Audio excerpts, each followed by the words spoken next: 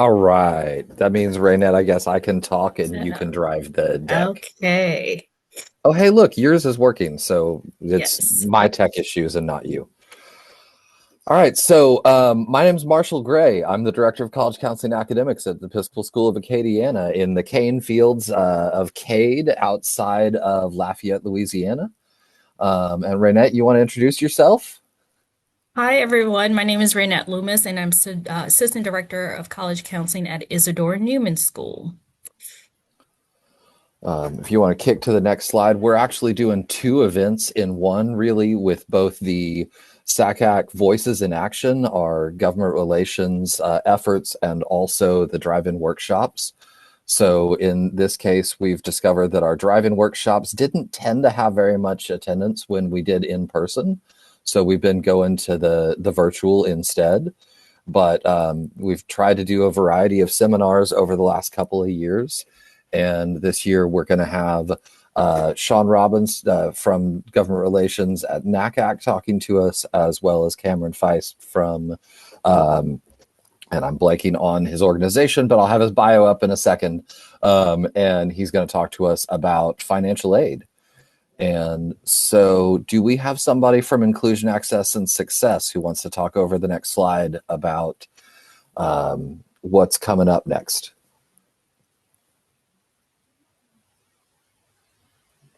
Hold on.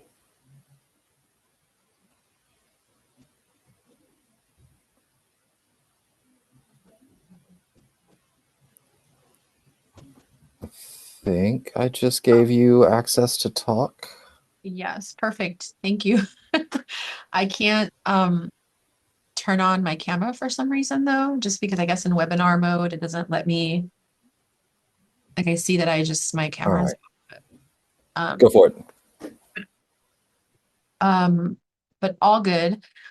We have every year the Inclusion Access and Success Committee for SACAC does a an outreach workshop that is meant for students in the local area where the annual conference is being held.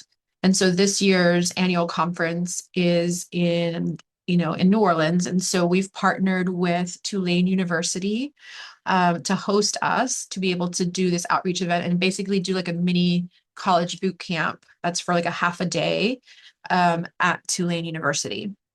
And so we have a flyer that can be sent to you guys.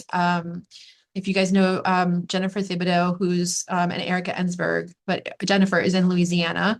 And so she wasn't able to join this morning, but she and Erica have been coordinating and doing a great job of putting the flyer together. They've reached out asking for swag on the What's Coming Wednesday. And so if you guys have any of you on the college side who have swag to give, or even high school side that have swag to give, please reach out to Jennifer. But this flyer is available to be able to send out to any local students, charter, public, ideally not in really independent, but public and charter school students in kind of that drivable distance to Tulane. So please feel free to share that information with those students. There should have been also a flyer that already went out into What's Coming Wednesday, but again, if it's needed, Jennifer can send the information over, the link over to Marshall, and they can share it out with you guys after. But we will be discussing about the college application process, the financial aid and scholarships process, what colleges are looking for. So those would be multiple sessions that are being hosted by different folks who are volunteering from SACAC to provide this information to students who may not otherwise have access to one-on-one counseling on a regular basis. And so we want to be able to reach out to the community and get that information out there to them to get them started on the college process. So that is the gist of the gist of what we have going on that day. And yeah, so if you have any questions, I will provide Marshall and folks with the email to reach out. But again, if you kind of go through the info hub, or if you go to any of the What's Coming Wednesday emails, there's information there as well that has been sent out with the link to the flyer and if you know any contacts in the area that would benefit from having their students attend and families attend, please share that with information with them. And that'll be happening on Saturday, the 21st. right before the conference from 9 to 12. And so check-ins at 8:30 at Tulane at their Center for University Life. The information's there on the flyer. I know it's a little bit blurry, but we can also send you a high-res one that you can send out to the families in your network. So I appreciate anything that you guys can do to encourage students to attend. Thank you so much. And thank you for having us. Thank you so much. We appreciate you coming and joining us. And I don't know if you can put the link into the chat for everyone or if it only lets you send it to us. But if you want to put it in a chat for us, we can add it for you. Oh, perfect. Let me try that now. All right. So we're going to move on to the next step. Sean Robbins is our next speaker. Sean Robbins is a policy leader and education advocate focused on removing barriers and expanding opportunity for students and their families. His work centers on strengthening systems, shaping policy, and advancing reforms that make education more accessible, equitable, and effective. Sean serves as a director of advocacy at the National Association for College Admission Counseling, which represents more than 28,000 college admission counseling professionals worldwide. In this role, he leads federal and state advocacy strategy, engages with Congress and federal agencies, and works alongside our national partners to advance policies that support college access, affordability, and student success. He also provides policy analysis and guidance to members navigating an evolving legal and regulatory landscape. Sean began his career as an instructor teaching adult-based education programs before moving into roles that support students navigating college and career pathways. He later transitioned into policy leadership spanning the education continuum from early learning through post-secondary education. A first-generation college graduate, Sean's personal journey informs his commitment to ensuring that all students, regardless of background, have access to high-quality education, mentorship, and clear pathways to achieve their goals. He holds a Master of Education in Education Policy and Leadership from American University and a Bachelor of Arts in Political Science from Furman University. Sean, we are so appreciative that you are here with us today to share about kind of the national landscape and what is going on that's affecting our students and what we're doing and what NACAC is doing in this zone. So take it away. Well, thank you so much for the introduction, Marshall. I'm really happy to be here. It's been pretty busy year with everything that has been going on from the one big bill that Congress had passed to the dismantling of the Department of Education from the current administration. So I'll dive into a little bit of all of that and also provide some opportunities for folks to be able to take action and also share a little bit about what we're doing here at NACAC. So if we can go to the next slide. I want to usually start any type of discussion here before diving into the meat of things to really anchor us into our three advocacy pillars here at NACAC. First being students and equity-centered admission practices, which is ultimately our North Star. And that means centering the needs of students who have historically been left out of higher education. Second is our professional responsibility and ethics, and we uphold this in admission counseling and ultimately in a profession often misunderstood by the public and scrutinized by policymakers. NACAC communicates clear standards for ethical practices. We educate practitioners, and we also advocate for policies that reinforce fairness and integrity in the admissions process. And third, we work to expand the capacity of counselors and advisors. You know better than anyone the challenge of high student-to-counselor ratios. We fight for resources, training, and structural reforms that help counselors spend more time guiding students toward their goals. Next slide, please. We also support in areas such as college affordability, student protections against fraud and abuse, DACA and the DREAM Act, global student mobility, and transfer pathways. And this is all inclusive and really talking to the factors of supporting Pell Grants, TRIO programs, students that are either facing concerns against fraud and abuse, and also various different pathways that students may be going through in their educational journey. Next slide, please. And now I want to dive a little bit into what's been going on in the federal landscape. Next slide. As I mentioned, the current administration is working towards and making efforts to dismantle federal and public education supports. We've seen this over the last year with the continuous reductions in force. Last year, at this point in time, compared to now, we've seen over half of the staff that were at the Department of Education either been let go or other aspects of reducing their force there at the Department of Ed. In addition, there's been transferring of functions to other agencies, which I'll touch on in just a bit.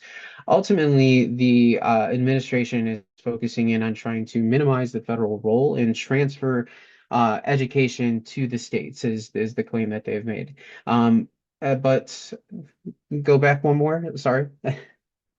But we've seen this through various different means that they've gone through, either freezing funding overall, reducing funding, or not allocating funding that has been appropriated by Congress, or ultimately eliminating funding for various different funding education programs, such as TRIO, other different grant competitions, or even minority serving institutions.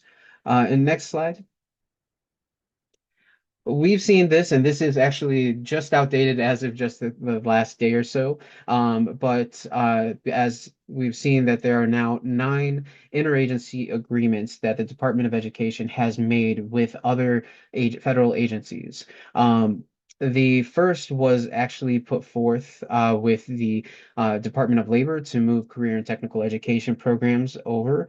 And this was launched in July. The other 6 were implemented, and I'll talk a little bit about those in a minute just to highlight. Those 6 were towards in the fall.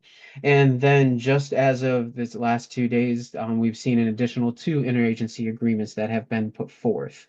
Ultimately, this is an effort by the Trump administration to facilitate the closure of the Department of Education.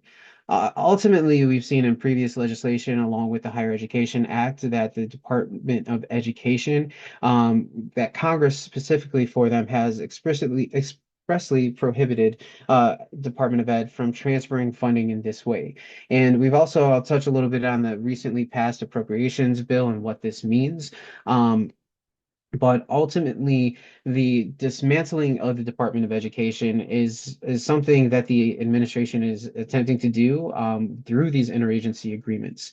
However, Congress is the only body that can dissolve the Department of Education. It is a federal agency that was created by Congress and therefore would only be able to be dissolved or dismantled by Congress themselves. But before diving into some of these IAAs, I just want to give a little bit of background. These interagency agreements have never been used in this type of capacity before.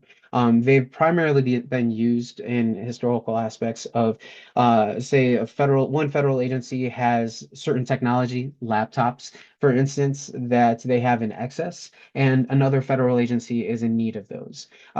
Primarily, interagency agreements have been used on a contractual basis to be able to transfer those pieces of technology into or for other federal agencies and their programs.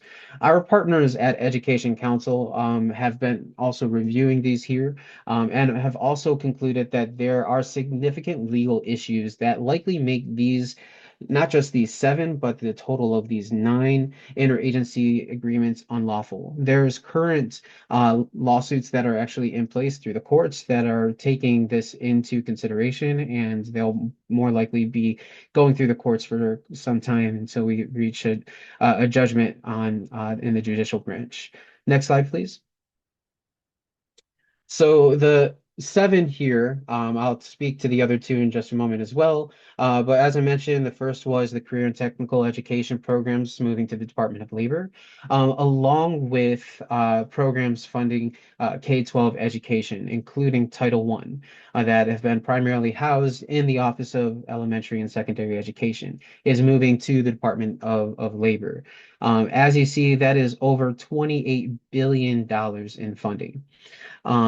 Additionally, 23 post-secondary programs under HEA from OPE and OESE are moving to the Department of Labor as well. In addition, we have programs moving to the State Department, which are focused in on international and foreign language education programs. Indian education programs are moving to the Department of Interior. And we have the Child Care Access Means Parents and Programs, Parents in Schools, C-Campus programs that have been housed in the Office of Post-Secondary Education, moving to the Department of Health and Human Services. In addition to that, the seventh was the National Committee on Foreign Medical Education and Accreditation, moving to HHS as well. The other two, which recently actually were just published and announced, were moving a program or oversight, not necessarily programs, but oversight and tracking of foreign gifts from the Department of Education to the State Department. Currently, that work is done by Education Department's Office of General Counsel and Office of Student Aid. Now, while there's really no monetary funding that is being transferred, it is oversight of those foreign tracking of foreign gifts to institutions of higher education and the such. And then the ninth one that has come out as well is moving 5 programs from OESE to HHS. And that includes school safety, community schools, and family engagement programs. Overall, now HHS will now manage $557 million of education department programs. And what we're seeing as well is that out of all of these transfers, the education department will now only directly manage about 57% of their appropriated programs that Congress has set forth, which draws large concerns about the legality of these interagency agreements. Next slide, please. So I want to also touch a little bit on OBBB, the reconciliation bill that became law, and appropriations as well. So diving into the next slide, we'll talk a little bit about what is OBBB. So it was a budget reconciliation practice that only needed a majority vote. Ultimately, it was passed on party lines by just one vote in the Senate and one vote in the House. And to become law with having major changes to federal student aid, higher education oversight, and institutional accountability. Next slide, please. Ultimately, the key provisions that are affecting college access, we're seeing reductions and restructuring in federal student aid, including changes to loan programs and repayment options. Ultimately, there are programs that are being, grad programs are being eliminated. There are also the current student repayment programs that are in effect are ultimately also going to be eliminated outside of the basic the standard repayment option, and introducing the repayment assistance program, which has been labeled RAP, but I have been seeing that it is a trap ultimately because it is the repayment assistance program, which is trapping students into 30-year repayment plans and increasing the monthly cost of those repayment plans by some hundreds of dollars as well, which will be increasing costs for individuals and families as they look to repay. Ultimately, as well, there's an increased institutional accountability measures that are trying to tying access to federal funds to new compliance and reporting requirements.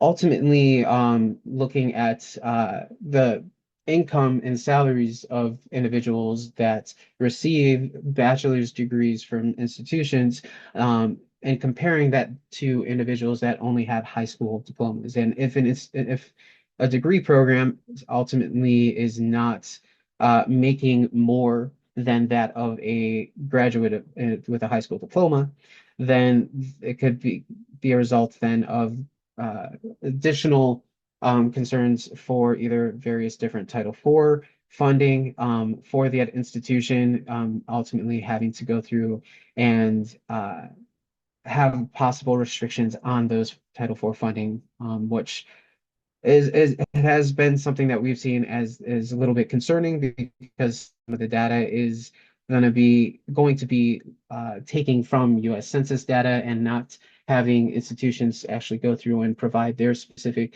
or reporting measures of what's happening there. So it's something that we are continuously monitoring and also working with our coalition partners on to voice our concerns with some of these new accountability measures. In addition to that, there's constraints on equity-focused initiatives, such as the Pell Grant. We're seeing now, although that there was the introduction of Workforce Pell, there was no additional funding that was actually put forth and provided, whether through OBBB or within the FY26 Labor HHS Ed Appropriations Bill. And in addition to that, the one of the constraints that we are very concerned about is that individuals that would be eligible for Pell and are receiving a full scholarship to attend university, ultimately they would then be ineligible for Pell because they have received a full scholarship, which is very concerning as the Pell Grants are very impactful to help supporting students not just sustain but continue through being able to complete or graduate from their institutions. In addition to that, it's shifting federal oversight and enforcement and adding additional burden for institutions and potential risk of funding disruptions. Next slide, please. And why this matters for students and college admission counselors is that there's going to be a higher out-of-pocket cost and borrowing barriers that may limit post-secondary options. With the removal of certain student loan opportunities, federal student loan opportunities, it is now looking that it will shift students to the private market to obtain student loans, which at times have um, higher interest rates and also various other concerns for students when borrowing as well, compared to historical student loans from the federal government. In addition to that, we're seeing that the uncertainty overall for institutions can also reduce the capacity for outreach, advising, and student support services, as there is now going to be a new tax for institutions that could potentially reduce the amounts of funding that they are going through to provide to students. And in addition to that, college admission counselors may face greater challenges advising students because there's so much change that is happening. We here at NACAC are working to try to help navigate that by providing insights into what some of these changes means, different resources and opportunities to help understand what is happening. And I'll talk a little bit about that in just a bit. Next slide, please. Ultimately,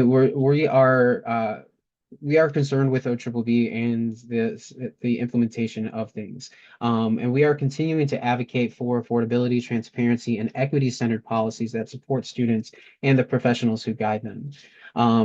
What we're seeing with OBBB is that it is restricting opportunity and not demolishing barriers is one of our primary concerns with things here with OBBB.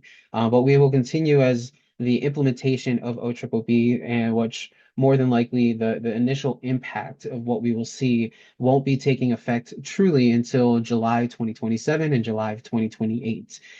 So there will be some time between now and then over the next year and a half, but it's something that we are continuously voicing and advocating for our members overall and the barriers that this can create for college access and affordability. Next slide, please. So diving quickly into labor HHS Ed. Ultimately, this is something that we've been monitoring pretty closely. We saw that with the president's budget that they had proposed, that was zeroing out and cutting education funding significantly. However, with the funding that it passed for FY26, recently that maintained level funding for federal education programs, which was a significant win given the environment that we're in right now at this point in time. Rejects proposed cuts from the president and preserves federal investments in college access and affordability. There is specific language that states that education programs should be kept at the Education Department as outlined by the Congressional Appropriations Package, which reinforces congressional intent and program stability. However, the bill did not specifically outline a ban or restrictions of interagency agreements and the use of how they've been implemented at this point in time. There's been guardrails that have been put in, but that has been, I'll talk about that in just a moment. However, it does protect core student supports, including Pell Grants, TRIO, Gear Up, campus-based aid, FIPSI, and funding for HBCUs and MSIs. And what we're seeing with that too is not just level funding for MSIs, minority serving institutions, but actually an increase in funding for minority serving institutions, which was something that I believe is just a big, something of significance to take note of because of what has been happening to Hispanic serving institutions and other restrictions and elimination of funding by the administration. Next slide, please. So a little snapshot here of what this means for funding levels. Overall, it maintains the maximum Pell Grant award. But I also want to say as a caveat to that, there was actually a report that came out from the congressional, from a CBO that actually showed that right now, even with the funding that was put forth in OBBB to help support the Pell Grant, and with this maintaining the maximum Pell Grant award, that there is come the end of this calendar year, 2026, that the Pell Grant will be facing a $100 billion shortfall. I'll say that again, a $100 billion shortfall to the Pell Grant. So it's something that will need to be addressed by Congress to ensure that funding is able to sustain the Pell Grants, along with the new workforce Pell Grants that was not actually allocated funding in OBBB. But moving on, so that's going to be a call to action right there is the Pell Grant. So make note of that as we move forward.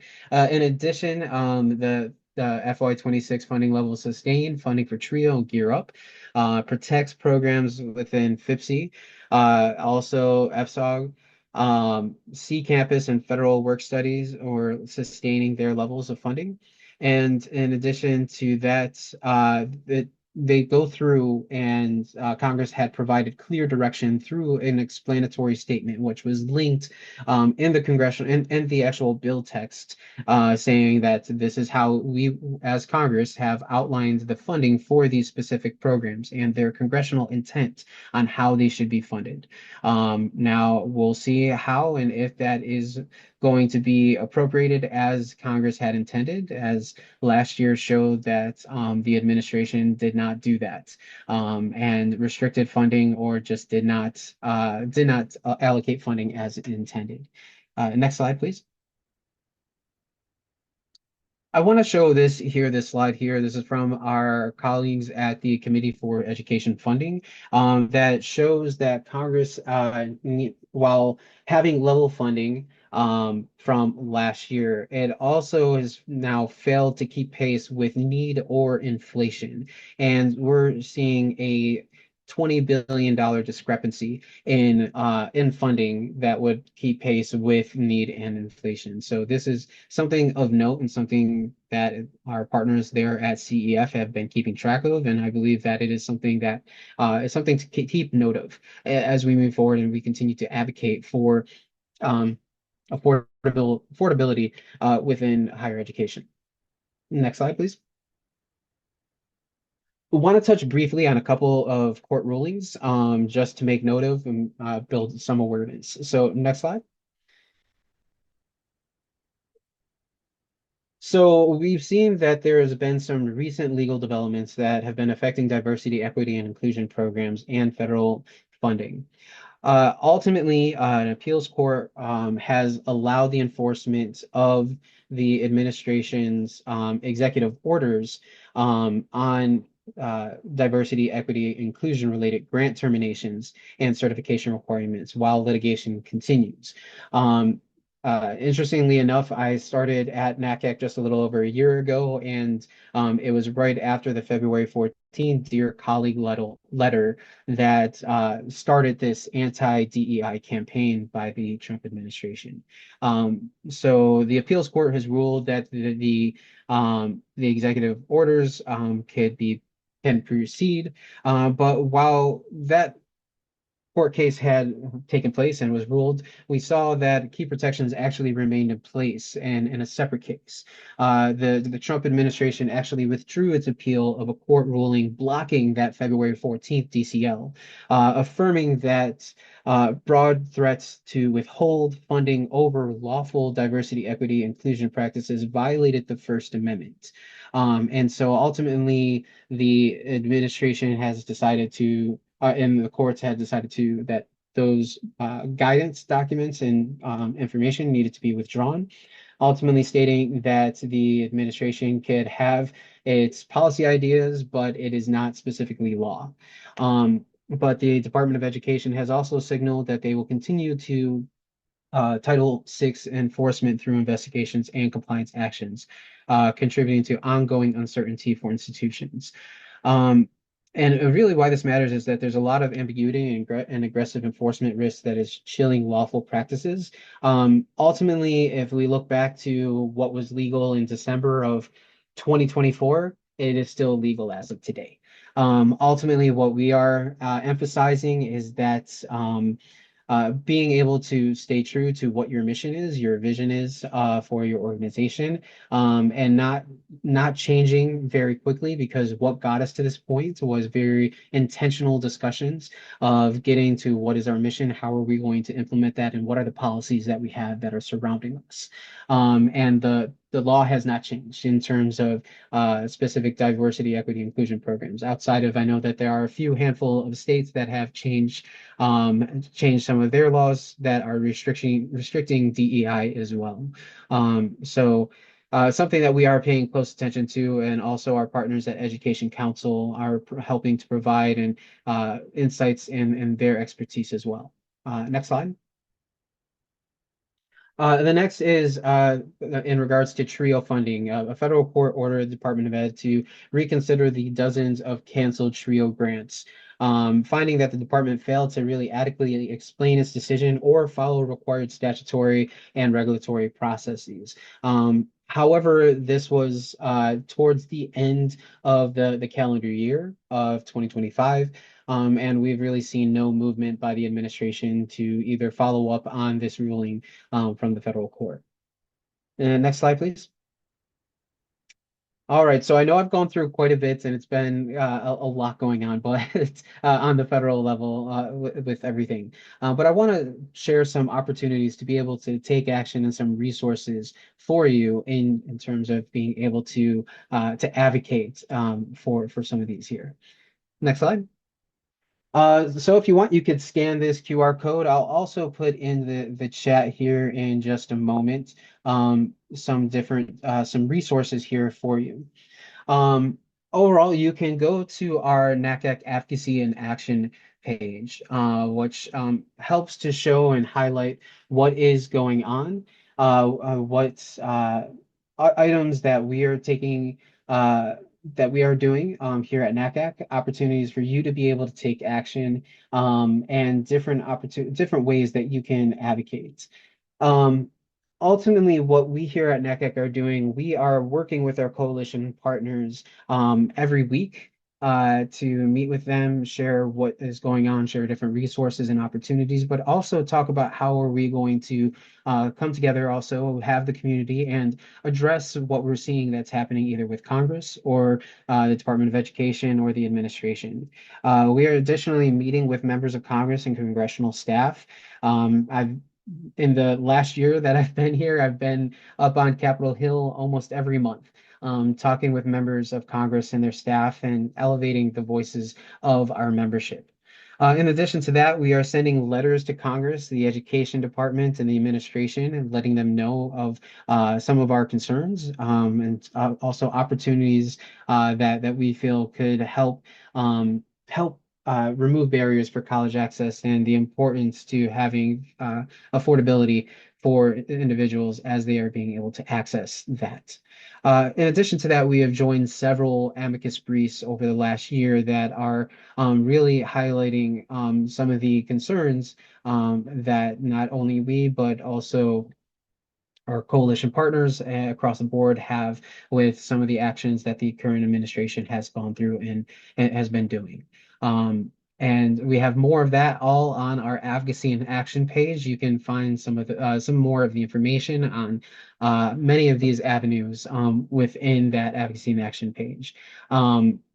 So if you go to the next slide.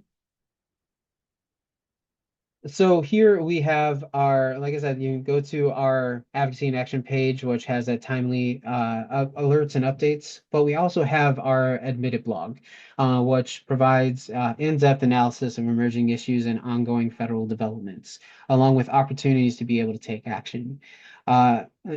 Lastly, here we also have recently launched in the fall at NACAC conference our advocacy toolkits, which provides guidance for engaging policymakers, drafting messages, and mobilizing advocacy efforts. Whether you're wanting to put together an op-ed, an issue brief, or even an action alert to encourage people to take action, the advocacy toolkit provides templates and opportunities for you to be able to utilize those tools.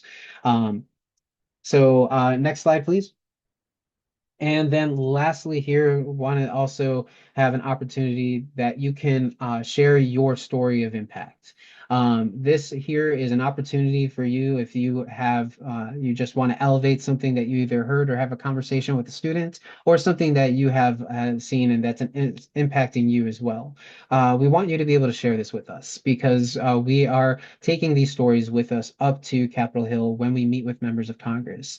This here also is completely anonymous unless you disclose. We have no idea who is submitting it. It allows us to capture those stories and highlight those as we are having those meetings. So we encourage you, whether that's if you're wanting to submit one today, tomorrow, or at any point in time, you can submit multiple stories of impact as they come up.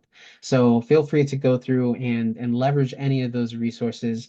And we really do appreciate all the advocacy efforts there that you have.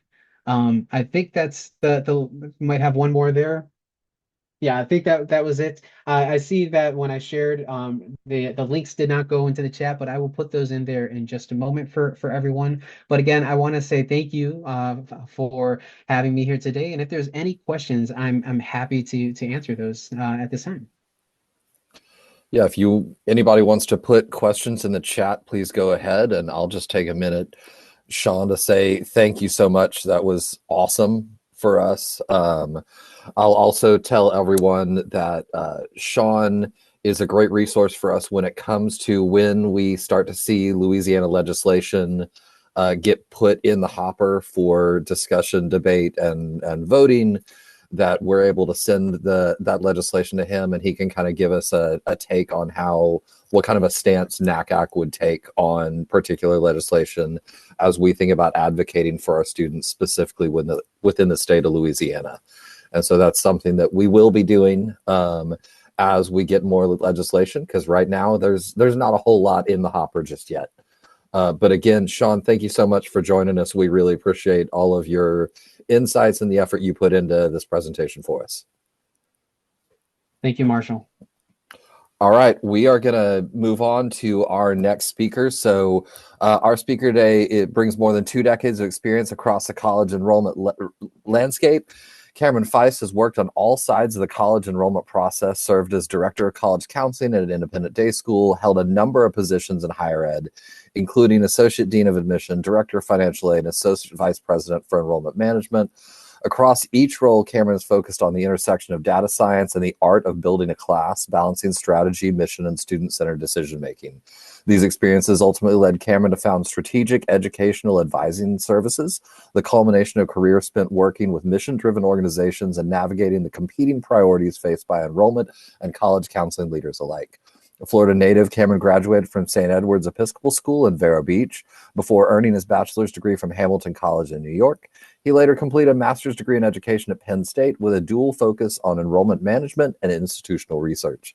He now lives in Madison, Wisconsin with his family, where they enjoy the outdoors, summer on the lakeshore, and cheering on the Green Bay Packers. Cameron, we're so excited to hear this presentation. I was about to read the title, but it's on the first slide. So I'm going to turn it over to you. I appreciate it, Marshall, and thank you everybody for joining us this morning for a little talk. When I was speaking with Raynette and Marshall in advance of this presentation about what topics might be most salient to the group, we kind of agreed that most people who participated in various ACAC forums in the past have had a version of a Financial Aid 101, kind of the Financial Aid Basics session. But maybe what's absent in some of our curricular development within the association is that next level conversations. We thought we would have a little bit more of an advanced conversation today, primarily focused on the aspects of need-based financial aid that really trip families up in this process. And so through the work that I do, I partner with a number of schools across the country, including where Raynette is at Isidore Newman. And we do these types of workshops for the College Counseling Office as well as for families. And so my lens in giving you this presentation is really the lens of where I see families getting confused about what can feel like an overbearing conversation around college affordability and financial aid. So this is a little bit about what we're going to talk through today. We're going to start with what I would say is review. I imagine for most of us on the call, whether we're in the secondary or the higher education spaces, then we're going to dive right into kind of what's actually happening behind that EFC curtain in this day and age of Wicked. I think everything needs a good Wizard of Oz reference. So there you go. We're going to talk about how colleges actually meet need. Then we're going to talk about student self-help and where I typically advise families to begin in this process. So let's start with the basics. This is your one-on-one slide. I will share with all of you in just full disclosure, I went from the high school side, I was a director of college counseling at a prep school, to being a director of financial aid with no steps in between. And I was shocked when I landed in a financial aid office at a college that financial aid professionals can have complete sentences only using acronyms.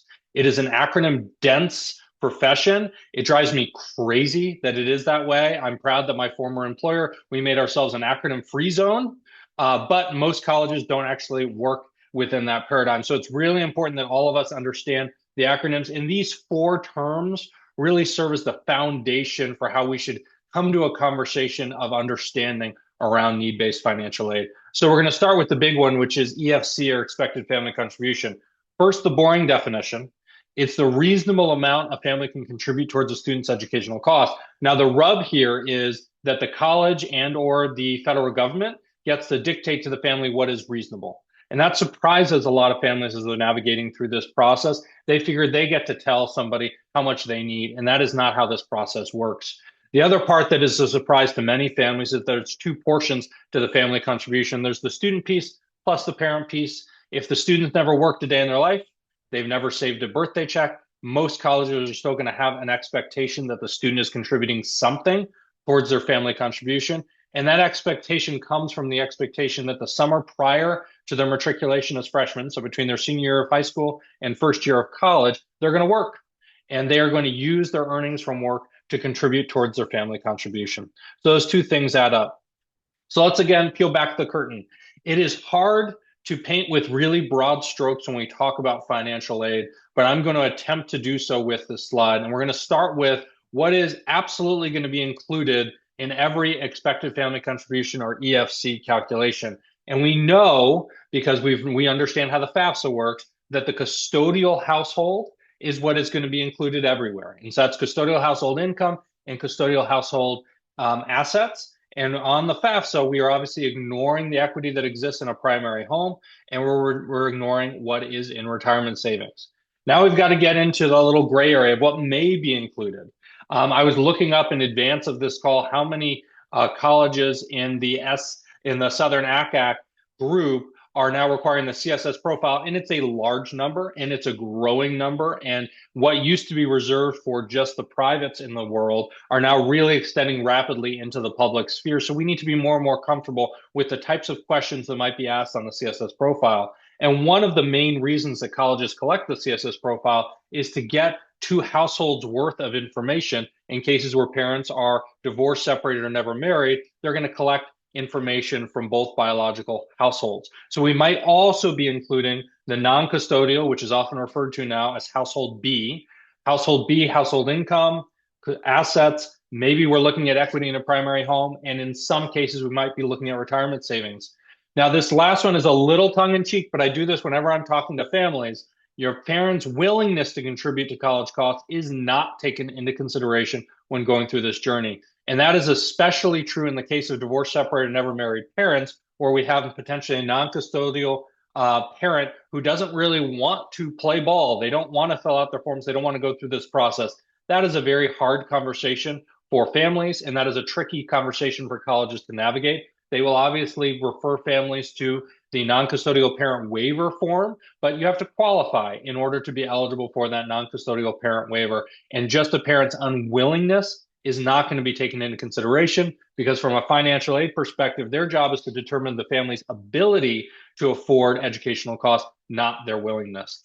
So let's talk about what goes into the family contribution. And I'm going to zoom in on these various boxes. We're going to start with federal methodology. This is the FAFSA. These are kind of the rules that sit behind the FAFSA, which again is the free application for federal student aid. These are what we'll think of as the big inputs. So in the FAFSA, again, we're only looking at custodial household, and we're going to look at prior year income. That feels like it was just yesterday to those of us who've been doing this for a while, but it's been a while now. And the way that I always remember this, here's my little trick for you, is it's the taxes the parents fill out in the junior year of high school. That is the income information that's going to be used for their freshman FAFSA eligibility. Then we're going to be looking at assets, again, excluding retirement, excluding equity in a primary home, but certainly including a 529 savings plan. And if a family has the benefit of owning a secondary property, that as well as a business value. Then put up against that, there's protection allowances. So behind the scenes in the FAFSA, they're looking at how much that household is paying in taxes. They're looking at the number in the household, and they're looking at the state of residence. I just want to zero in on that second bullet really quickly, because this is one of the changes that happened with FAFSA simplification that I don't think we've paid quite enough attention to. But they redefined, when we went through the FAFSA simplification process, who is a member of the household. In the past, you were included as a member of the household if that household contributed more than 50% of your living costs on an annual basis. Now, you're only a member of the household if you are claimed as a dependent on tax returns. For many families, that's not a change, but for many others, that's a big change. And it doesn't take our imaginations very long to think about scenarios such as the student's grandparents just moved into a really expensive nursing home, and the parents are flipping the bill for that nursing home, but they're not necessarily claiming their grandparents, or their own parents rather, on their tax returns. This can be a little bit of a tricky scenario for families to navigate, but please know that the household definition has changed, and that was part of FAFSA simplification. Then we layer in, for all those profile schools, what we commonly refer to as institutional methodology. You might hear the acronym of IM. And when we get into institutional methodology, that's when we're looking at that second household. That's when we might be looking at equity that exists in a primary home. We might even be looking at retirement savings. On the protection side, most profile schools, not all, but most profile schools are still giving consideration for the number of children who are simultaneously being supported in college. Many are also giving consideration for high cost of living areas. They even have an acronym for it. They call it a COLA allowance, believe it or not. And then some, not many, are also giving consideration for private secondary school costs. Now, typically when I'm doing a presentation, this is a time where we have lots of questions. Please hold your questions for the end, and we'll poke those in the Q&A, and I will direct those. So we're going to pivot on from the EFC to another foundational term of cost of attendance. So this really confuses families. So we have about 3 ways of describing that first circle there of direct costs. We can call it direct costs, we can call it comprehensive fee, or we can call it billable costs. And then for shorthand, we call it comp fee. All of those mean the same things. From a family's perspective, this is the stuff that shows up on the bill. This is the sticker price for the college or university where the student is attending. So it's tuition, it's fees. Thankfully, we moved away from calling it room and board because everyone was confused by that. And now we call it housing and food. That is the sticker price. Then we add in the indirect costs, which we often refer to as non-billable, the stuff that typically does not show up on the bill. Stuff like books, getting to and from campus, and even personal expenses. And those two things add up to a cost of attendance, or a COA. Now, why does that matter? When we're talking about meeting a family's need, if we're in that position to do so, this is what we are talking about. We're talking about taking the cost of attendance, subtracting the amount that the family can afford, or the expected family contribution, and what is left over is the need.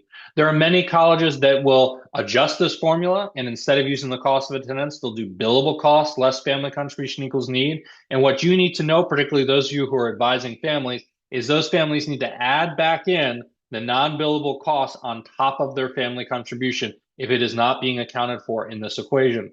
And I often joke when I'm meeting with families, I think this is the meanest thing that the financial aid community has done to you, is we take a word need and we give it this math equation, because families feel like they come to colleges knowing what they need to attend, but we say to them, no, no, no, we're going to do some math and we're going to tell you exactly what you need.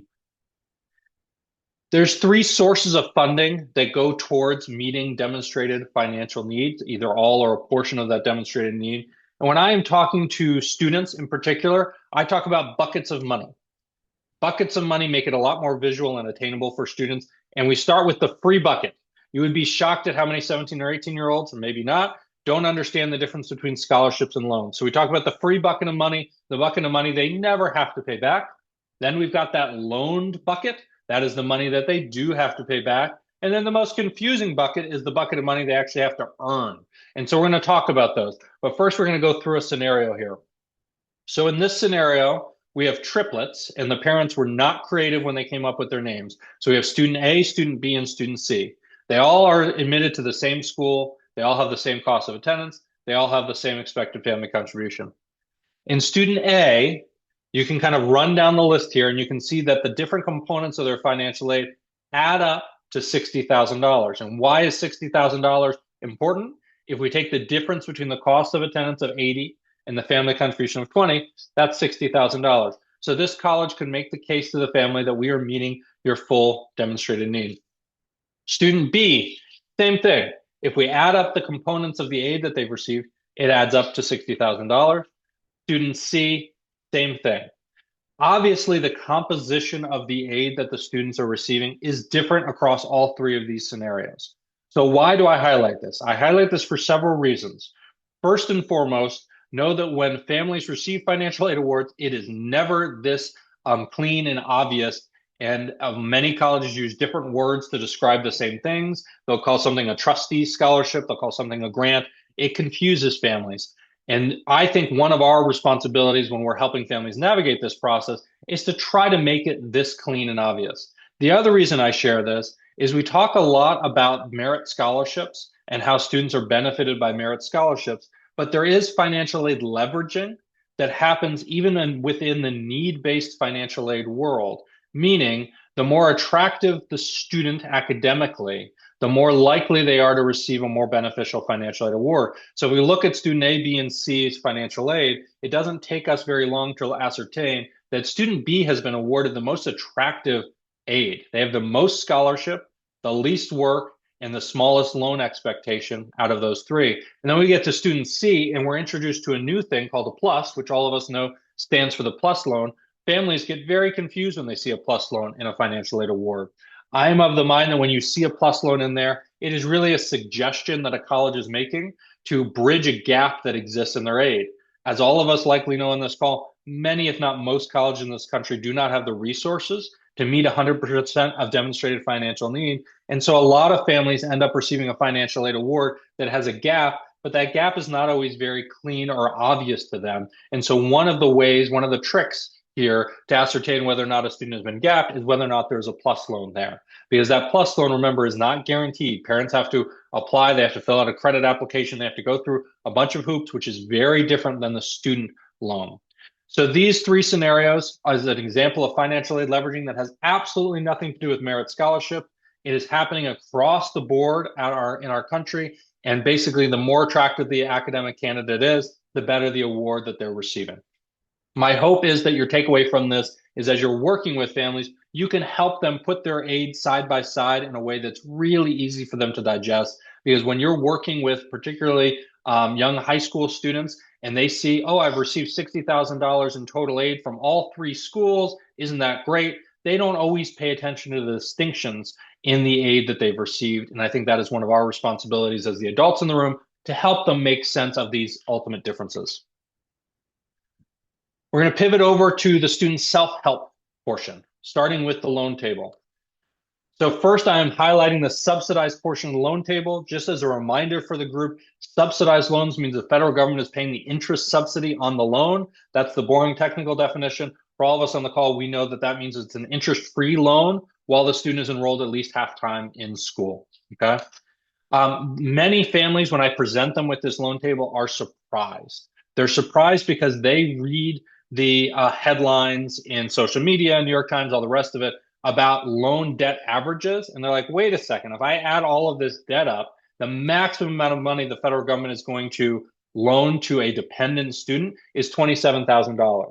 And the reason for part of the confusion is when we're reading national debt averages, more often than not, it's including all educational loan debt, inclusive of graduate school loan debt, and inclusive of people who are getting their JDs and MDs, and it gets thrown all together.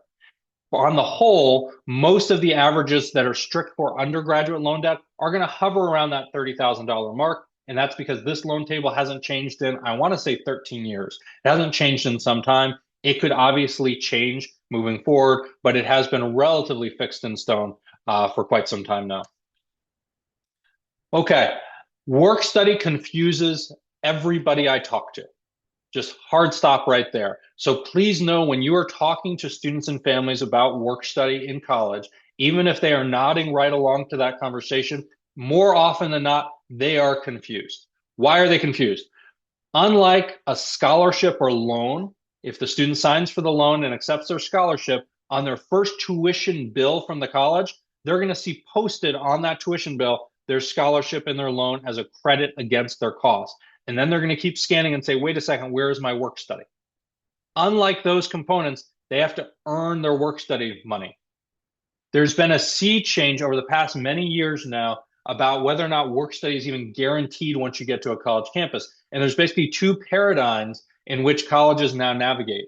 The first is what I'd call the old school one that we've all seen in the movies, where you'd walk into somebody's office like mine on the first day of school, I hand you a sheet of paper and say, here's your job in the dining hall, go do it. And therefore, I am guaranteeing you a job.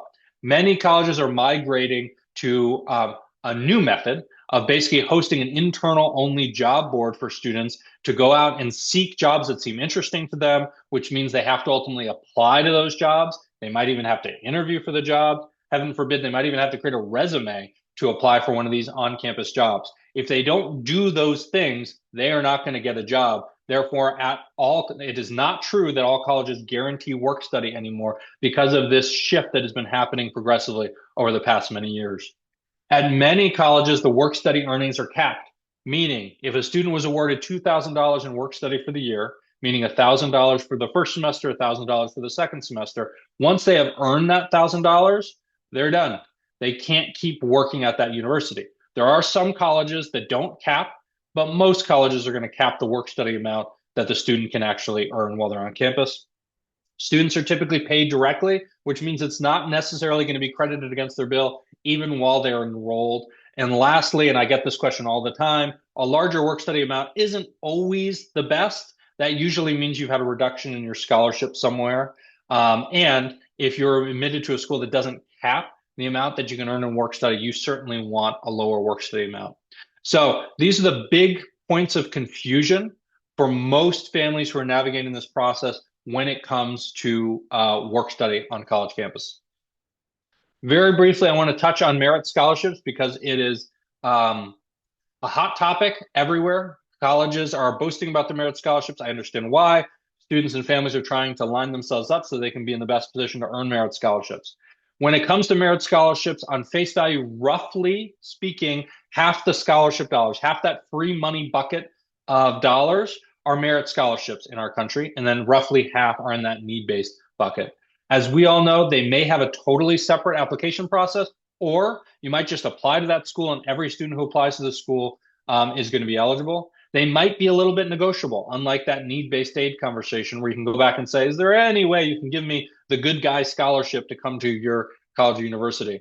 One of the complexities from a college counseling standpoint when you're advising students through the merit scholarship world is there's fewer rules. There's fewer guardrails around merit scholarships as opposed to need-based aid. And so once we have that college list, one of the things I advise families to do is if we're seeking merit scholarships, we now need to go to each of those college websites and see what they list as their merit scholarship application deadlines, because those could be different, as well as their merit scholarship application process. Do they need additional essays? Is it a whole separate application? Is everybody eligible? And every school on their list is likely going to have a slightly different merit scholarship journey.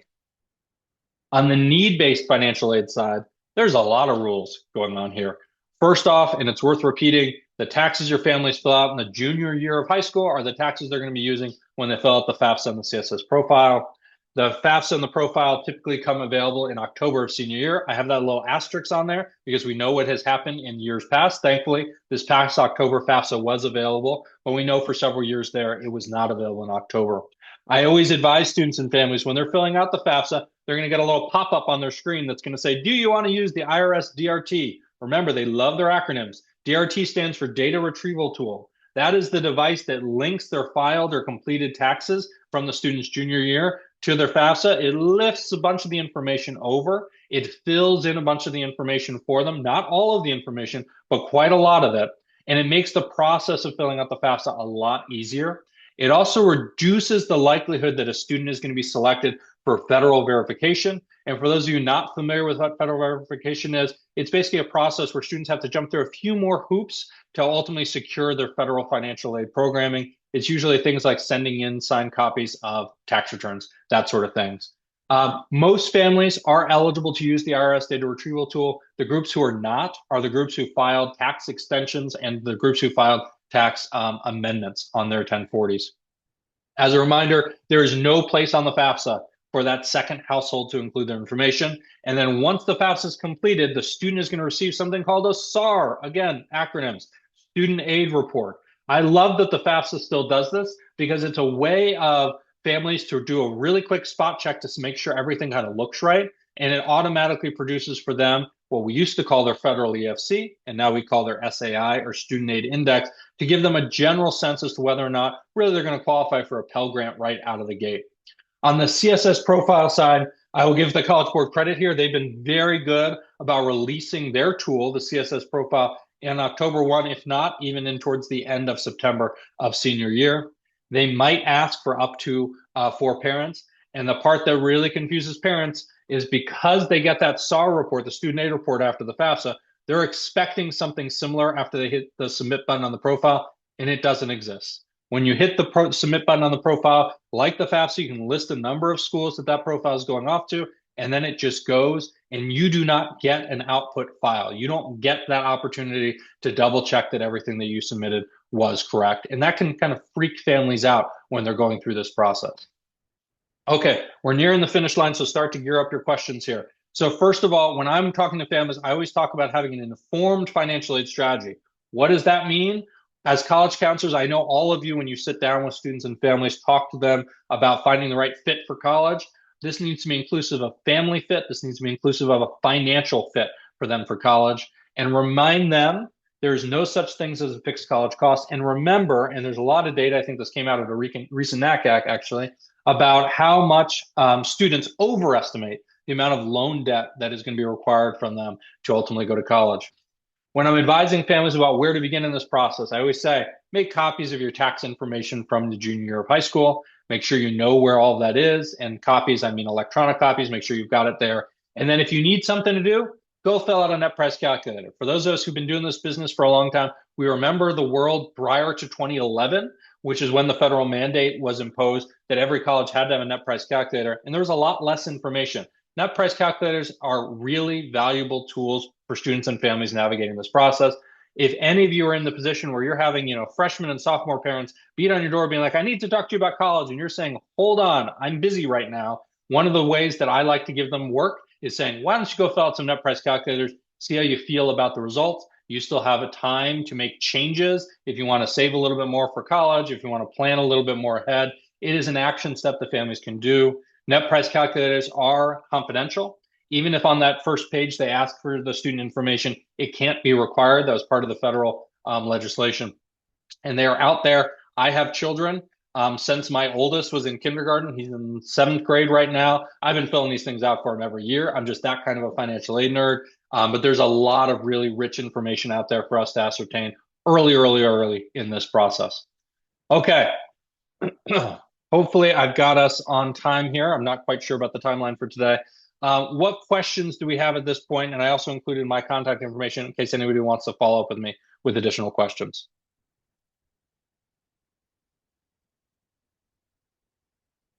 Marshall, I'm not seeing the Q&A situation on my screen. Anything on anything new question-wise in the chat.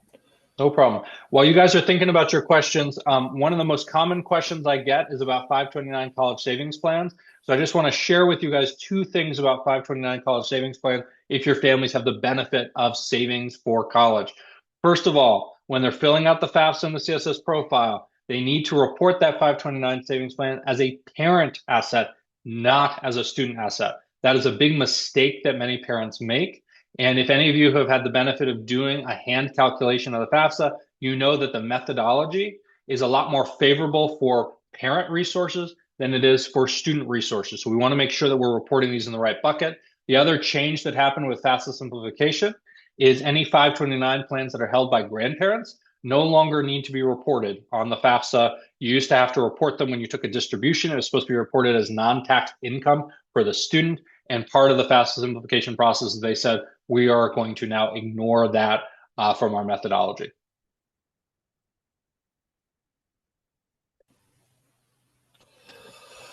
Well, Cameron, I'm not seeing anything else on there. That's okay. We really appreciate the time that you took with us. Of course. That was excellent. I know, as Cameron mentioned at the beginning, he does partner with schools.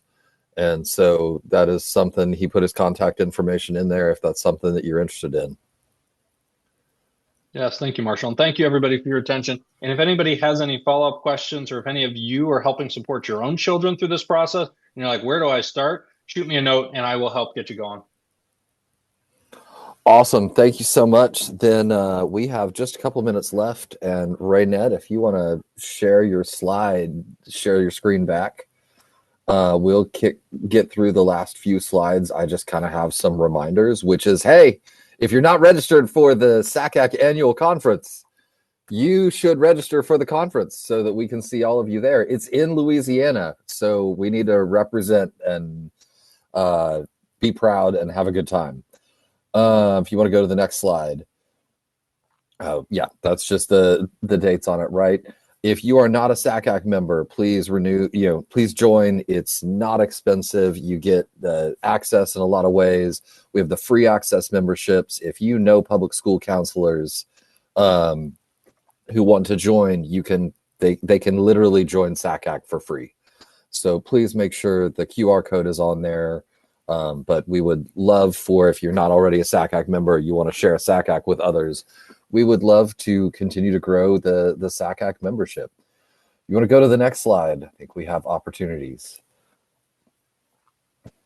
Monique, thank you for putting links in there. I appreciate it.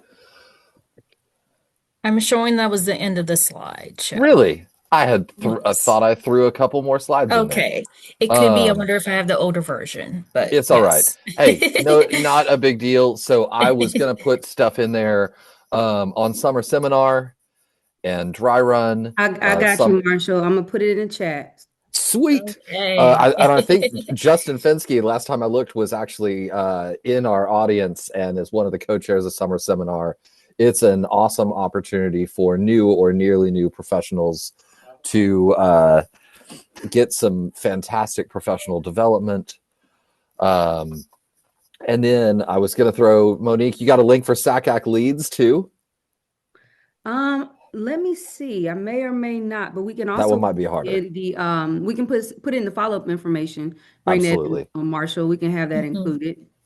Yeah. I'll make a note. I did SACAC leads. I thought it was an awesome opportunity to kind of grow both my professional network, but also encouraging me to do things like this, right? In terms of taking some leadership roles. I would encourage people to do SACAC leads. I think it's such an awesome program that now NACAC has created their own version of it because it was such a success within SACAC.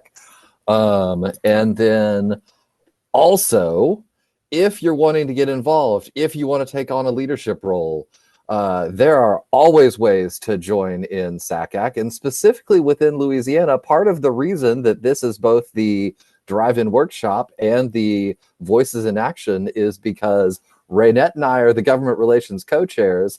I am the sole chair for the state of Louisiana for drive-in workshops. There's supposed to be 2 people, and there's not really supposed to be someone doing both of the areas at the same time. If anybody would like to co-chair or chair drive-in workshops for the state of Louisiana, that would be awesome. It's really cool. It's not that super hard. You have a state and area initiatives team like Monique to support and encourage and provide resources. Yeah, Sweet Tea was actually on my list of things that I wanted to add on there too. I think Elizabeth Sandridge is also on here, and Elizabeth is one of the co-chairs for the Sweet Tea Tour. So it is an awesome opportunity. But those are different ways to participate in SACAC, different ways to lead and get involved. If you have questions about getting involved, there are just about any of us would be happy to talk to you about ways that you can get involved. I'm sure Monique would be, I would be. I mean, the number of people who I know are attending this webinar right now who are involved in some way in leadership is pretty awesome. But love to talk about those kinds of things. Also, right now, we do not have a specific date yet, but the part of the reason we did the Voices in Action virtually this way was because the Louisiana State Legislature does their legislative session so late in the year compared to most of the other states in SACAC that our Hill days have to be kind of scheduled, not quite last minute, but later. So we will pick a day for an in-person Hill day that is the week of April 20th, right, Raynette? She's nodding at me. So we will have that as a date. We will get that out to you. We'll coordinate a time that we can get together, and we'll run legislation by Sean Robbins so that we have a little bit of a game plan. I'm happy to help you figure out things like making appointments with your representative, your senator. I have never gone and requested time to testify before a committee, but I think that's a goal of mine this year, is to stretch myself a little bit in that way. And so if you want to join us for the Hill Day, the week of April 20th, please kind of pencil that in on your calendar and we'll get more information. Raynette, what am I missing? What have I forgotten that we were supposed to say? Oh, and Monique wants to say something. So please go ahead. No, I'm gonna let Raynette, because she may have something on her mind. That No, you I think you covered out. everything. Only final thing was the Voices in Action date. Just looking out for that date later on in April. Yep. Awesome. Thank you. Perfect. And I just want to come on really quick, Marshall and Raynette, and say thank you. For those of you that may not know who I am, my name is Monique Tubbs, and I serve on state and area initiatives with my amazing co-chairs, Kristen and Darren. And I believe Darren is on because I saw him, one of them from our account, putting in some resources as well. So Raynette and Marshall, you all did a phenomenal job. Your presenters were A1. I have a list of notes. I'm hoping I can reach out to, even though I'm in the state of Florida, because it was such valuable information. And you guys did a phenomenal job. I also want to give a shout out and thank you from GovRail, the GovRail team, for agreeing for us to collaborate. But to Marshall's point, we are excited for more of our Louisiana members to get involved. So please do reach out to state and area initiatives. We would love to hear from you if you're interested. And if you're interested in any other committees as well, you can see our website, our information, our emails on the website. But we would love to connect, and check out those resources in the chat. We will send an email follow-up, but there are a lot of great resources. One in particular, the Council Participation Fund, is open right now and available. And the beauty in this is you can apply and it will help you receive support for Sweet Tea Tour, Summer Seminar, and Dry Run.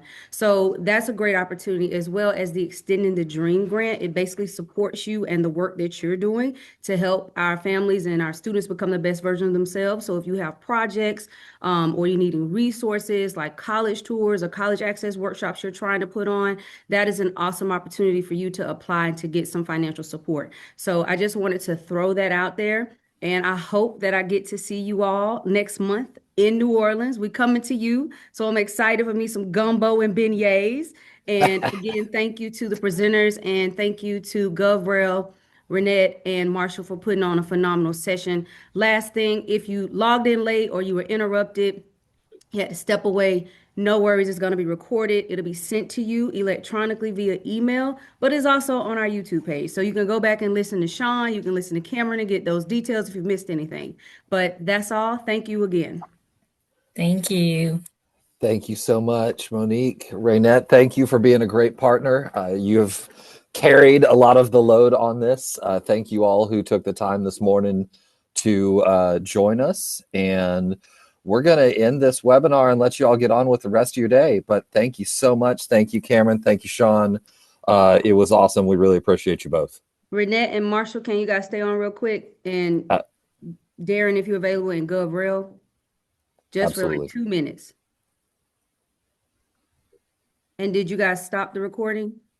Hold on.